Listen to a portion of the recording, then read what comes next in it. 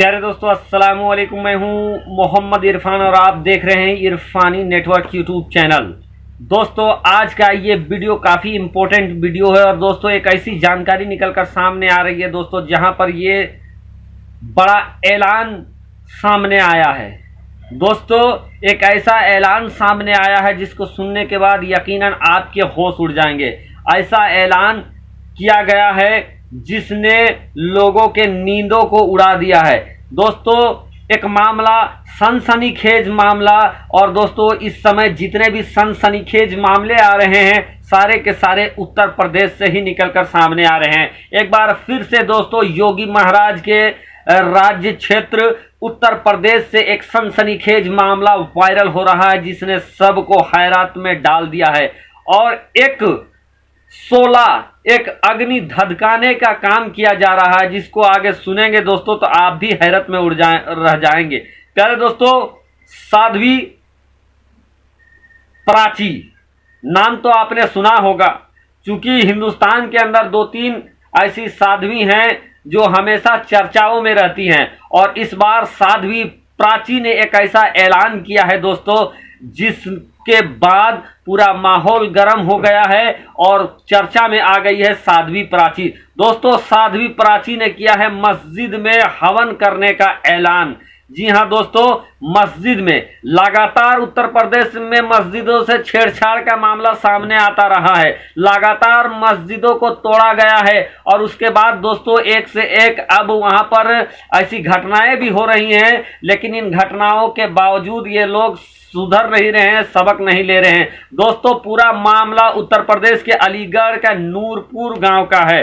दोस्तों, सबसे पहले ये काला चश्मा देख के धौंसिएगा नहीं, क्योंकि हमारा आंख जो है वो समझ लीजिए थोड़ा सा कुछ अंदर आ गया है जिसकी वजह से थोड़ा रेड हो गया है, इसलिए मैंने ये ब्लैक चश्मा लगा लिया है। पर इस पर ध्यान न दे। जो इम्पोर्टेंट बात है वो ये है दोस्तों कि साध्वी प्राची ने नूरपुर के मस्जिद में घुसकर हवन करने की बात कही है और उसके बाद पूरा का पूरा माहौल टेंशनिया गया है।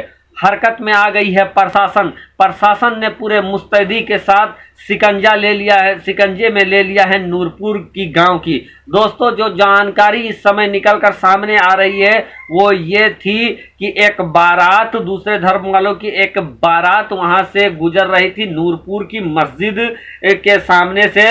क्योंकि उस वक्त मस्जिद में नमाज चल रहा था, तो जिस तरीके से अल्पसंख्यकों का बयान है, जो लोग वहां थे उनका जो बयान है उसके मुताबिक दोस्तों नूरपुर की मस्जिद में उस समय नमाज चल रही थी और बारात जब आती है तो मस्जिद के सामने वो रुक जाती है। रुकने के बाद तेज से नाच गाना स्टार्ट कर देती है। इस पर जो मुस्लिम समाज के लोग थे उन्होंने ये कहा कि मस्जिद में नमाज चल रही है, आप बारात को आगे लेते जाएं, उसके बाद ढोल नगाड़ा जो करना है करें।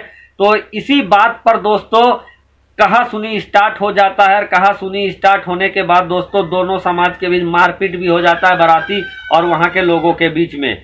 अब ये मामला दोस्तों धीरे धीरे खत्म होता जा रहा था, लेकिन एक फोटो तस्वीर काफी तेजी के साथ वायरल होने लगा और उसमें कुछ गैर मुस्लिम घरों के सामने ये लिखा नजर आने लगा कि ये घर बिकाऊ है। अब इसके बाद दोस्तों ये तस्वीरें जैसे ही वायरल होने लगा कि वहां नेताओं का आवागमन होने लगा, नेता लोग वहां आने लगे। और जब नेता लोग आने लगे दोस्तों, तो सब नेता तो नहीं, लेकिन कुछ ऐसे नेता हैं जो हर आपदा में भी अवसर तलाश लेते हैं, कठिनाई में भी, जटिलता के अंदर भी वो अपनी सियासत चमकाना चाहते हैं, अपनी चेहरा को चमकाना चाहते हैं। और ये काफी अच्छा उनको लगा और इसके बाद उन्होंने घी मिर्च लगाना स्टार्ट कर दिया। दोस्तों, सबसे पहले समझने की बात यह है कि उत्तर प्रदेश के अंदर कुछ ही दिन के बाद इलेक्शन होने वाले हैं और इलेक्शन से पहले इस तरीके का फजूल काम कराते हैं।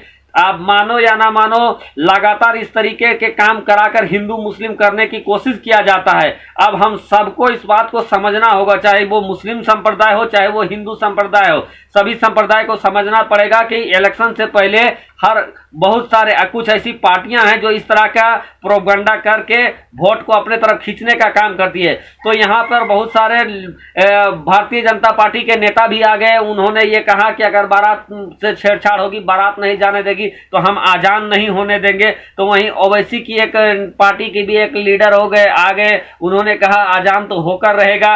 अब इस तमाम चीजें दोस्तों धीरे धीरे सुलगता जा रहा था और ठंडा भी होता जा रहा था। लेकिन नेताओं का जो आना नूरपुर में हुआ, उसके बाद से दोस्तों माहौल पूरा गर्मा गया है। दोस्तों नूरपुर जो कि एक मुस्लिम बहुल इलाका है, मुस्लिमों का वहां पर तादाद बहुत ज्यादा है बजाते दूसरे के, लेकिन फिर भी वहां पर मिलन और मोहब्बत के साथ रहा करते थे। लेकिन ये जो नमाज के वक्त मस्जिद के सामने ये बारातियों के द्वारा जो ढोल ताशा और नाच गाना ठहर कर किया गया, उसके बाद से पूरा माहौल वहां पर बिगड़ गया। अब दोस्तों ये भी मामला संभल गया था, शांत हो गया था। प्रशासन ने मुस्तैदी दिखाई थी, अलीगढ़ प्रशासन ने, लेकिन नेताओं ने यहां पर कूद कर पूरा मामला को बिगाड़ दिया। और अब दोस्तों सबसे ज्यादा जो बिगाड़ने का काम किया है वो है साध्वी प्राची। जी हाँ दोस्तों, जब साध्वी प्राची तो तभी नहीं निकली जब हमारे सनातन धर्म के भाइयों की अर्थियां को लकड़ी नहीं मिल रहा था, बल्कि लकड़ी के जगह पर उनको दफनाया जा रहा था, मिट्टी में दबाया जा रहा था। तब ये लोग निकले नहीं कि हम उनकी मदद करेंगे। लेकिन जब सियासत चमकाना हो, चेहरा चमकाना हो, तब अब ये निकली है। साध्वी प्राची के द्वारा जो बयान दिया गया है वो अत्यंत ही विवादित है और प्रशासन और जो नूरपुर के लोग हैं सब टेंशन आ गए हैं। हुआ ये कि साध्वी प्राची ने ये कह दिया है कि हम नूरपुर में मस्जिद में हवन कर देंगे, हवन करेंगे।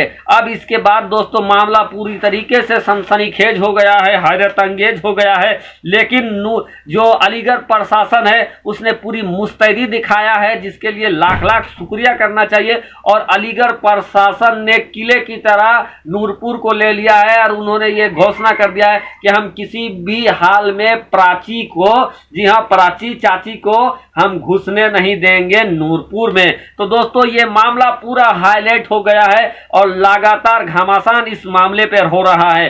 अब देखें दोस्तों, लोग अपने घर में हवन नहीं करना चाहते हैं, लेकिन साध्वी प्राची की आप भकभकी देखें कि ये मस्जिद में हवन करना चाहती हैं। तो दोस्तों आप समझ सकते हैं कुछ लोग ऐसे हैं जो सियासत को गरमाना चाहते हैं, जो इलेक्शन आ रहा है उसको भी भुनाना चाहते हैं, और इसी तरीके का ये प्रोपगंडा है।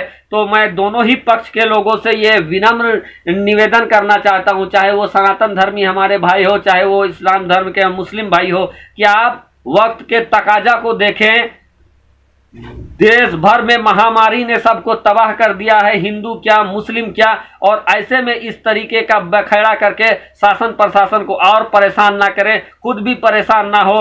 नहीं तो आपने देखा है गाज किन पर गिरता है, अंत में कसूर किसी का भी हो, लेकिन योगी महाराज का स्टेट है, गाज किस पर गिरेगा आप कमेंट करके हमें जरूर बताएं। और शांति से रहें, अमन पे रहें। सिर्फ मैं जाते जाते यही कहूंगा कि खूब बहती है अमन की गंगा बहने दो, मत फैलावो देश में दंगा रहने दो, और लाल हरे रंग में हम सबको ना बांटो, हमारी छत पर सिर्फ तिरंगा रहने दो। झगड़ा लड़ाई से कुछ हासिल होने वाला नहीं है। ये नेता हैं और कुछ ऐसे गंदे किस्म के नेता होते हैं जिनका काम समाज में टकराव करना भी होता है। तो जो अच्छे नेता हैं उनके पीछे रहे, जो दूषित नेता हैं उनको पहचान करें, और जो साध्वी संत होते हैं वो समाज में सादगी, अमन और शांति के अलंबरदार होते हैं। उनका काम अमन को बढ़ावा देना है, न कि लड़ाई झगड़ा को बढ़ावा देना। तो साध्वी प्राची को भी अपने